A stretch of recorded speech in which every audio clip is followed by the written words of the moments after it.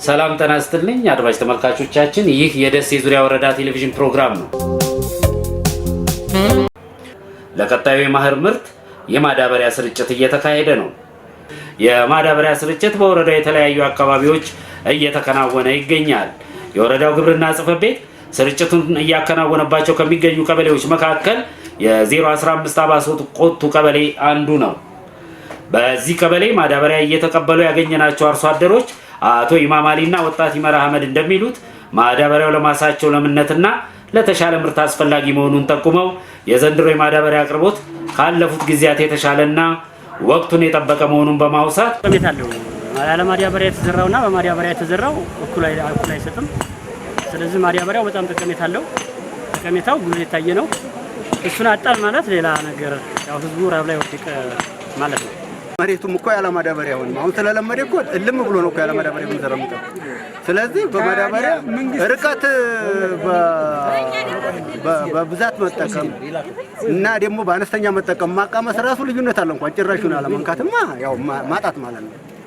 አርሶ አደሮቹ ማዳበሪያ ያለውን ጠቀሜታ በመረዳት በዋጋ ጭማሪው ሳይደናገጡ ለተሻለ ምርት ያለውን ፋይዳ በመገንዘብ የቀረበው ማዳበሪያ ወስደው መዘጋጀት እንዳለባቸውና ከዚህ በፊት በተፈጠረላቸው ግንዛቤ መሰረት ለስርጭቱ መሳለጥ የበኩላቸው ሚና እንዲወጡ ጥሪ ያቀረቡት አቶ ጌታቸው እርጋታው የደሴ ዙሪያ ወረዳ ግብርና ጽሕፈት ቤት ኃላፊ ሲሆኑ መንግስት የማዳበሪያ ወጪን አስመልክቶ ግማሹን መጋራቱን ጠቅሰው ወረዳው 23744 ኩንታል ማዳበሪያ የጠየቀ ቢሆንም እስካሁን በወረዳው 6000 ኩንታል ማዳበሪያ መቅረቡንና ይህም እየተሰራጨ እንደሚገኝ አብራርተዋል።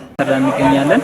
በዚህ አጋጣሚ እንግዲህ አርሶ አደሮቹ የሚሰጠው ምክረ ሀሳብ ወይም ደግሞ ይህንን ለሚመለከት ሁሉ በመጀመሪያ ደረጃ የማዳበሪያ ምርትና ምርታማነት ከመጨመር አንጻር ያለው ከፍተኛ ጠቀሜታ ተረድቶ ማዳበሪያውን በወቅቱ ሁሉም አርሶ አደር ማሰራጨት መቻል አለበት። አሁን ያለው ኑሮ የዋጋ መጨመር ከማዳበሪያ ስርጭቱ ጋር ተያይዞ ለምን እንደተፈጠረ በተፈጠረው ግንዛቤ መሰረት ሁሉም አካል ተረድቶ ማዳበሪያውን ከዚህ የበለጠም ሳይጨምር በየወሩ የዋጋ ጭማሪ ስለሚኖረው አሁንም አርሶ አደሩ የገባለትን ፈጥኖ መውሰድና መጠቀም መቻል አለበት።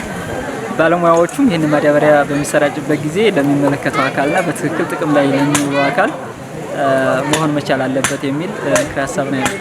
ሰላም ጤና ይስጥልኝ አድማጭ ተመልካቾቻችን፣ ይህ የደሴ ዙሪያ ወረዳ ቴሌቪዥን ፕሮግራም ነው። ዜናው በዚሁ አበቃ። ሰላም ጤና ይስጥልን።